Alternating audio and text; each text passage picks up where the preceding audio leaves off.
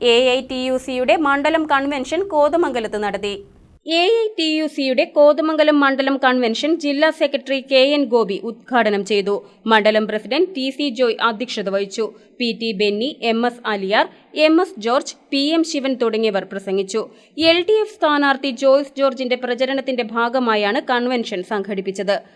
ഈ വരുന്ന ലോക്സഭാ തെരഞ്ഞെടുപ്പിൽ കേരളത്തിലെ 20 ലോക്സഭാ മണ്ഡലങ്ങളിലും ഇടതുപക്ഷ ജനാധിപത്യ മുന്നണിയുടെ സാരഥി വിജയിക്കേണ്ടത് കേരളത്തിൽ മാത്രമല്ല ഇന്ത്യ രാജ്യത്ത് ഇത്തരത്തിലുള്ള തെറ്റായ നയങ്ങൾ മുന്നോട്ട് കൊണ്ടുവരുമ്പോൾ ഇന്ത്യൻ പാർലമെന്റിൽ അത് ചോദ്യം ചെയ്യപ്പെടാൻ നമ്മുടെ പ്രതിനിധികളായി MP-മാരോടെ ചെല്ലേണ്ടതുണ്ട്.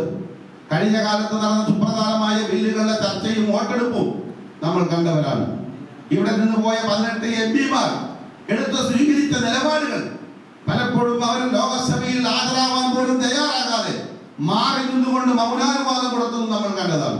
അതുകൊണ്ട് കഴിഞ്ഞ കാലം 2016 മുതൽ 2019 കാലഘട്ടത്തിൽ ജോയ്സ് ജോർജ് ഇടുക്കി പാർലമെന്റിൽ പ്രതിനിധീകരിച്ചുകൊണ്ട് ലോകസഭയിൽ അദ്ദേഹം എടുത്ത നിലപാട് നമ്മൾ കണ്ടു. KCV news Kothamangalam.